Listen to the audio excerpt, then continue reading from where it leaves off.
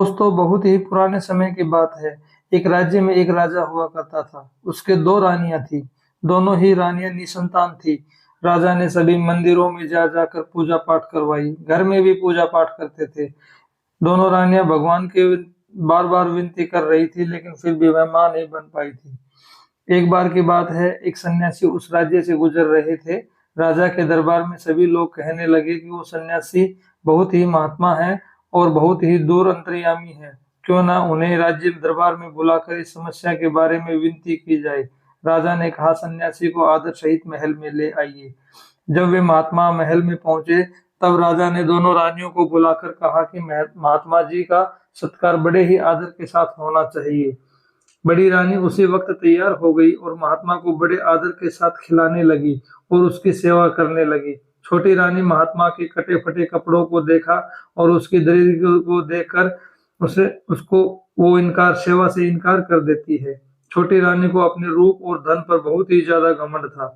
कुछ दिनों बाद महात्मा जब जाने को तैयार हुए, तो उन्होंने बड़ी रानी को बहुत सारा आशीर्वाद दिया और कहा कि बहुत ही जल्द इस महल में बच्चों की आवाज सुनाई देगी। बड़ी रानी तो बहुत ही ज्यादा खुश हुई और सचमुच दोस्तों कुछ दिनों बाद वह गर्भवती भी हो गई। अब यह खबर जब राजा के पास पहुंची तो राजा बहुत ही ज्यादा प्रसन्न हो गए और प्रजा तक उसी समय यह खबर पहुंचवा दी कि राजा पिता बनने वाले हैं। पूरे राज्य में लोग खुशियां मनाने लगे। बड़ी रानी का सम्मान बहुत ही ज्यादा बढ़ गया और उसकी देखभाल के लिए नौकर चाकर भी लगा दिए। उधर छोटी रानी के मन में बहुत ही ज्यादा ईर्ष्या हो रही थी। वह दिन रात इसी ईर्ष्या में जलने लगी थी और सोच रही थी कि अभी से उसकी इतनी इज्जत और मान सम्मान है तो बच्चा पैदा होने के बाद में और भी ज्यादा हो जाएगा। वह छटपटा रही थी। उसने राजमहल में दाई को बुलावा भेजा और उसे ढेर सारा धन दौलत देकर अपने में शामिल कर लिया और दोनों मौके का इंतजार करने लगे। समय सही समय पर रानी ने दो बच्चों को जन्म दिया, एक बेटा और एक बेटी।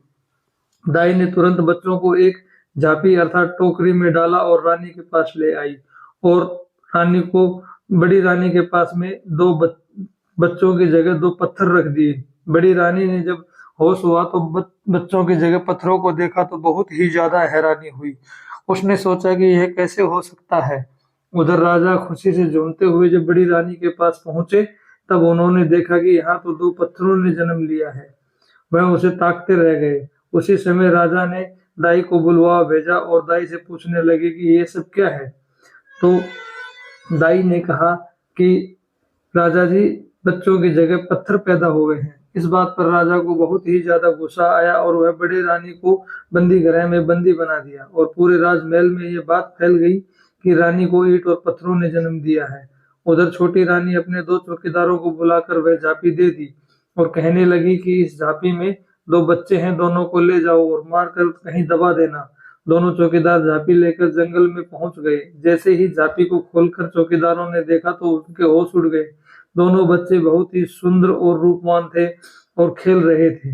तब उनको बच्चों पर दया आ गई। उन्होंने उनको मारा नहीं और वहां पे रख के आ गए कि भगवान इनकी रक्षा करेंगे। यह सब होने के बाद में वह राजमहल वापस आ गए। छोटी रानी ने जब पूछा कि काम हो गया, तो चौकीदारों ने हाँ काम हो गया में कह दिया। इधर दोस्तों बड़ी रानी दिन रात पूजा पाठ करने लगी। राजा ने बड़ी रानी को देखा कि फिर से यह पूजा पाठ कर रही है, तो उसको दया आ गई और उसने उसको राजमहल में वापस बुला लिया। अब क्या था दोस्तों, बड़ी रानी सुबह शाम पूजा पाठ करती। उसकी मानसिक स्थिति तो वैसे ही कमजोर हो गई थी। वह डेली अपने सिपाहियों को फूल लाने के लिए भेजती थी। एक दिन सिपाहियों को फूल लाने भेजा तो आसपास कहीं फूल नहीं मिले, तो सिपाही दूर जंगल में निकल गए। जंगल में सिपाहियों ने देखा कि बहुत ही सुंदर चंपा पर चंपा के फूल लगे हुए हैं और साथ में ही एक बांस का झाड़ खड़ा हुआ है। सिपाही जैसे ही चंपा के पास फूल तोड़ने के लिए गए, वैसे ही चंपा ने झाड़ से कहा, ए भैया बांस। बांस ने झाड़ से कहा, हाँ काहे बहिनी चंपा। चंपा ने कहा, राजा के सिपाही फुलवा तोड़े बर आए दे। बांस ने कहा, लग जा बहिनी आकाश, अर्थात बहन आकाश जैसी लंबी हो जा। इतना सुनते ही चंपा का झाड़ ऊपर की ओर बढ़ने लगा और देखते ही देखते इतना बढ़ गया कि सैनिक फूलों तक पहुंच ही नहीं पाए। यह सब देखकर सैनिक बहुत ही आश्चर्यचकित हो गए और वो दौड़ते दौड़ते सेनापति के पास पहुंचे वो सेनापति को ये सब बात बताई। सेनापति को भी विश्वास नहीं हो रहा था। अंततः वह सेनापति अपने सैनिकों को संग लेके जैसे ही चंपा और बांस के पेड़ के पास पहुंचे तो चंपा ने फिर से अपने भाई बांस को कहा, ए भैया बांस, राजा के सिपाही फिर फूल तोड़वे आए हैं।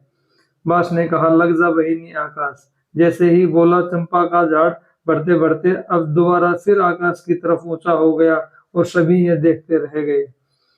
सेनापति और मंत्री इस चीज को देखकर बहुत ही ज्यादा डर गए थे। उन्होंने इस बात को बिना देरी किए हुए राजा के पास पहुंचा दी। राजा ने जब सारी बात सुनी तो उसको भी आश्चर्य का ठिकाना नहीं रहा। अंततः राजा ने सोचा कि छोटी रानी भी मेरे साथ चलेगी और उसको भी मैं यह दिखाता हूँ। छोटी रानी को खबर देने के लिए वही दो सिपाही पहुंचे जिन्होंने उन दोनों बच्चों को वहां फेंका था। दोनों खूब डर गए थे। छोटी रानी भी डर गई थी। वह जल्दी से तैयार होकर राजा के साथ चल पड़ी। उधर बड़ी रानी फूल के लिए व्याकुल हो रही थी क्योंकि उसकी पूजा में फूल नहीं चढ़े थे। उसने सैनिकों को बुला भेजा कि अब तक फूल क्यों नहीं आए हैं। जैसे इस सैनिकों ने बड़ी रानी को ये सब बताया तो बड़ी रानी भी अपने दो सिपाहियों के साथ वहां जाने के लिए तैयार हो गई और पैदल पैदल उनके पीछे चल दी। जैसे ही राजा और छोटी रानी और उसके मंत्री चंपा के झाड़ के पास पहुंचे वैसे ही चंपा ने अपने भैया बांस से कहा, ए भैया बांस। बांस ने कहा, काई बहिनी चंपा। चंपा ने कहा, छोटी रानी संग राजा फूल तोड़े बर आए हैं। तो बांस ने कहा, लग जा बहिनी आकाश। चंपा का झाड़ और भी ऊंचा हो गया। राजा दोनों पेड़ों के पास पहुंचकर पूछने लगे कि क्या बात है, तुम दोनों भाई बहन जैसे लग रहे हो, कैसे चंपा और बांस बन गए। उसी वक्त बड़ी रानी भी वहां पहुंच गई। चंपा ने जोर से कहा, ए भैया बांस। बांस ने कहा, काई बहिनी चंपा। चंपा ने कहा, हमर महतारी दुखियारी बड़ी रानी है फुलवा तोड़े बर अवधे पैरों बहिनी पाओ। अर्थात बहिनी अपने अपनी माता के पैर पड़ो। इतना सुनते ही चंपा और झाड़ दोनों अपनी माता के पैरों में झुक गए।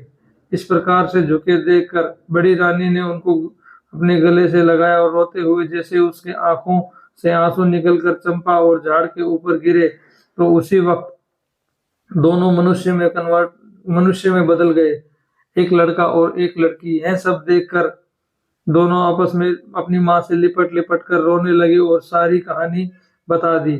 इस प्रकार से छोटी रानी ने उनके ऊपर किस प्रकार से अत्याचार किया ये सब जानने के बाद राजा ने छोटी रानी को कारावास की सजा सुना दी और बड़ी रानी से अपने द्वारा की हुई गलती पर क्षमा मांगी और अपने दोनों बच्चों और रानी के साथ रथ में बैठकर खूब धूमधाम से राज्य चले गए और पूरे राज्य में गाजे बाजे के साथ ये बुलवा भेज दिया कि आज से जश्न मनाया जाए, राजा रानी को पुत्र और पुत्री हुई है। इस प्रकार से इस कहानी का अंत हुआ। दोस्तों, हमें इस कहानी से शिक्षा मिलती है कि हमें कभी भी किसी का बुरा नहीं सोचना चाहिए, क्योंकि अंत भला तो सब भला, और किसी का बुरा सोचेंगे तो हमारे साथ भी बुरा होगा, भले ही वो देर से हो। धन्यवाद दोस्तों। इस प्रकार की अच्छी और प्रेरणादायक कहानियों के लिए हमारे चैनल बेस्ट हिंदी स्टोरी 19 को लाइक, शेयर और सब्सक्राइब करें ताकि ऐसी ही कहानियां आप तक मिलती रहे। धन्यवाद दोस्तों।